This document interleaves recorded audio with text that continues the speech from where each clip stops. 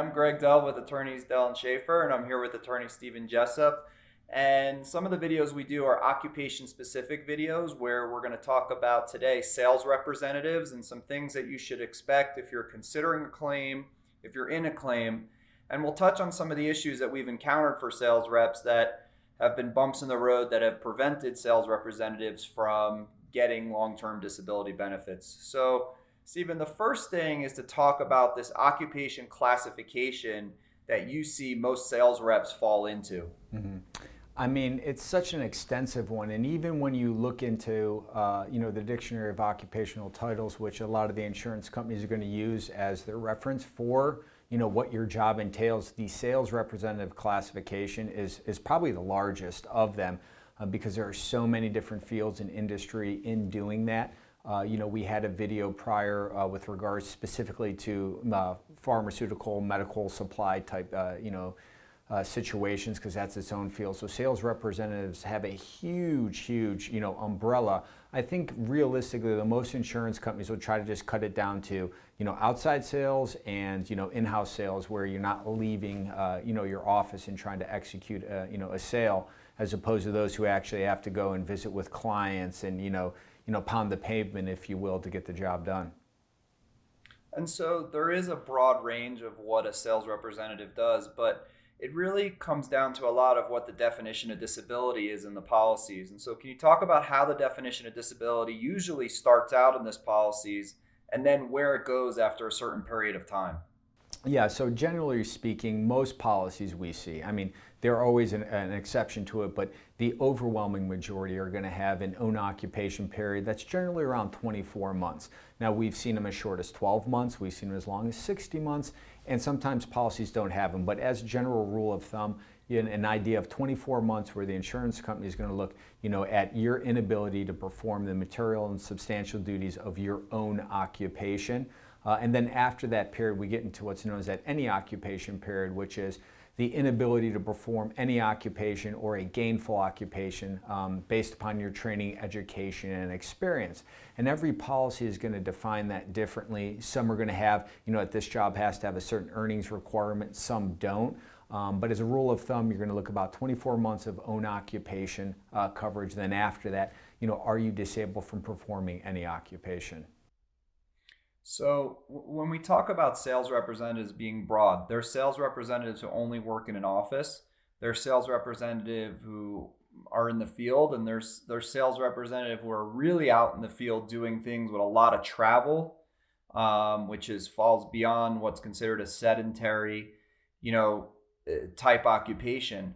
One of the challenges is you have this definition in a lot of these group disability policies that is how a job's performed in the national economy. And sales representative being a general type job title, how could that be a disadvantage for somebody when they're facing a national economy definition of disability? Well, the big issue is going to be, is the insurance company going to try to put it to this idea of a sedentary job inside the office? Like I was saying earlier, that occupational in this national economy is usually derived from the Department of Labor's Dictionary of Occupational Titles. And within that, the sales representative category will have tons of subcategories. So there's different variations of it. But still, it's somewhat dated in what those job descriptions are. And then the more important thing is making sure that the type of sales you do, the field you do the sales in, is being accurately represented to the insurance company. I mean, how many times have we seen it where a company will have a generalized job description for what you do that in no way, shape, or form matches your actual duties, but an insurance company will say, well, this is what the job description from the employer says. This is what we're going to base our vocational review on. It doesn't talk about these travel requirements or covering these large regional swaths that you have to, so we're not going to take that into consideration. So really, I think in the situations where if you're doing outside travel, I have clients that are regional sales reps where they may cover multiple states and then have to travel 4 days of the week, if you will. So making sure that in those situations especially that the occupational information being provided is really indicative of what you do. And if the employer does have something wrong for you, if you're able to work prior to even the filing of a claim, to make sure the job description that they have on file that's going to be sent to your insurance company is correct and an accurate reflection of what you do. So I know when we work with claimants who are sales reps, we really dig into how their job was done. We try to get statements from their employers. We get statements, obviously, from the client to really go through what they were doing. We try to get examples of their work product to show, the type of work that they were doing. And we try to make the analogy, even if we're dealing with a national economy, to try to say that the way that our claimant was doing was just as intensive for someone else in the national economy, which is Yeah. a super, which is really important because a lot of people get pushed back as salespeople and they go, well, your job is just to sit at a desk for 6 hours a day and you can make phone calls and you can run inventory checks and, you can let people know what's available. And even though you can't travel or physically see people, we still think you can do your job. And very often we're able to prove that's not the case. So, yeah, and in sales job, I always say sales. So yeah, you're selling a product, but realistically, you're selling yourself. So most sales positions where you are and you're outside the office, you're making that sale because the person likes you. Whatever, if you're, whatever field you're in, you're meeting with people, connecting with people, and selling them yourself to get them to get the product. Now, one really good thing about sales reps that do have a lot of travel requirements is, generally speaking, you can get airline miles information about flights that were taken. Most of the sales representatives I have worked with keep mileage logs, all that type of stuff, their calendars as to who they're meeting, when they're meeting them. And one really big important thing is even in the sales of what are you selling? Are you selling, for instance, farm equipment, or are you just selling medical equipment? Do you have to bring samples with you? How much do those samples weigh? How much do you have to carry?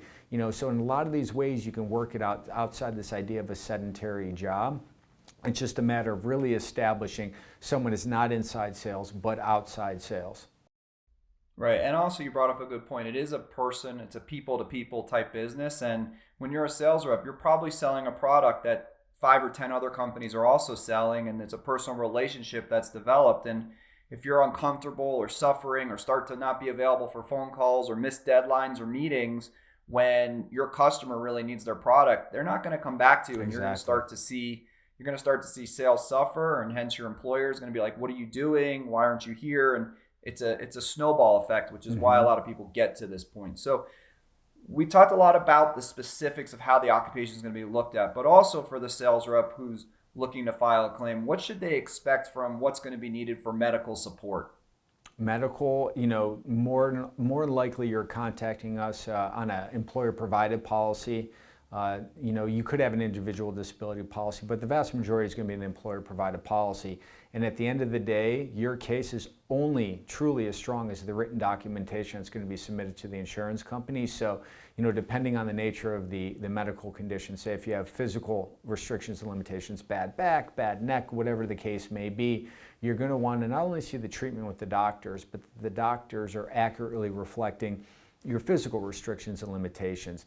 Is there objective medical evidence like MRIs, EMGs that can verify, the basis and foundation of these various problems? So your medical records do need to be well documented, and a lot of people will continue to work despite these problems. So, you get in a situation where an insurance company may say, well, you've worked with this condition, you've been able to do the traveling and all this stuff with this condition for quite some time now.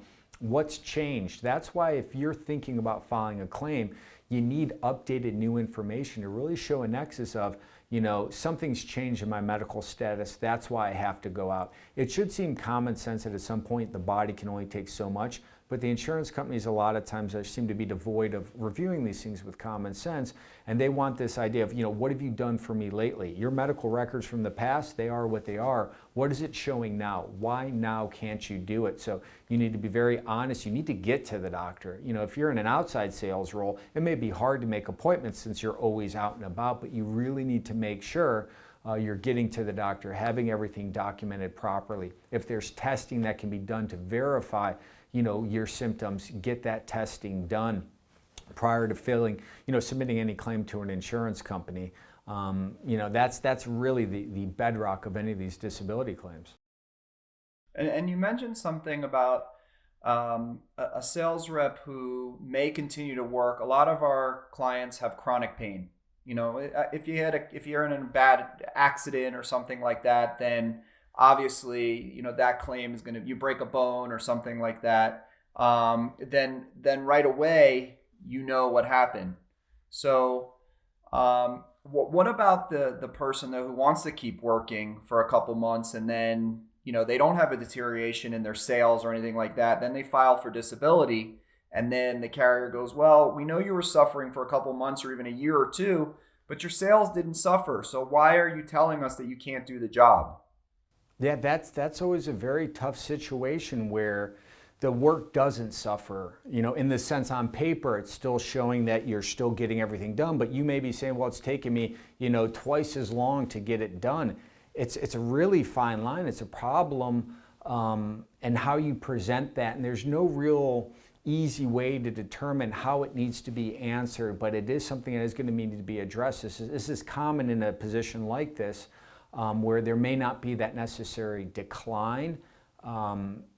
That's a tricky situation for anyone in this, because you are working then, as we say, to the benefit of the insurance company, because you are showing that, yeah, you may have these conditions, but you're continuing to do your work at a level that you were, so it's not technically a disability under this policy. So that's tough, and I think that's a case-by-case discussion with any potential client or claimant as to where do they go. I mean, it's always good if you think, you know, hey, I'm having problems, I may need to file for disability.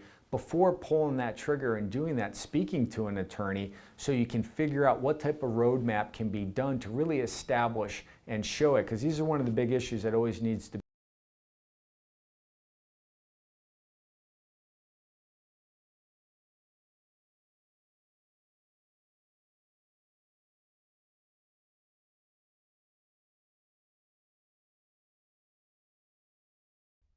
And then one of the other things that we've worked with many clients are is the ones that are in a chronic condition, they have the ability to maybe cut back on their work, work on a part-time type basis, see if they can still do that. Now, if they have a reduction of income, a lot of policies are going to allow them to collect a percentage of their disability benefit, which is kind of known as a partial or a residual disability, which can be a really good transition and a lot easier to get a claim approved. So certainly an option that we can discuss with somebody who contacts us, you know, after reviewing their policy. So, you know, in summary, when talking about sales representatives, there's definitely, we've handled hundreds, if not thousands, of claims for sales representatives, and these claims are often approved. However, there's a lot of things you have to obviously be aware of to put yourself in the best position to get approved. We always offer a free initial consultation. We'll provide you with a free courtesy review of your disability policy. No matter what stage that your claim is at, we can help you. Our lawyers are available to help you anywhere in the country. And we put out videos like this all the time, and there's lots of tips on different videos that you can look at about applying, appeals, lawsuits, your specific disability carrier too. So subscribe to our YouTube channel, reach out to us if we can help you, and we appreciate you taking the time to watch this video.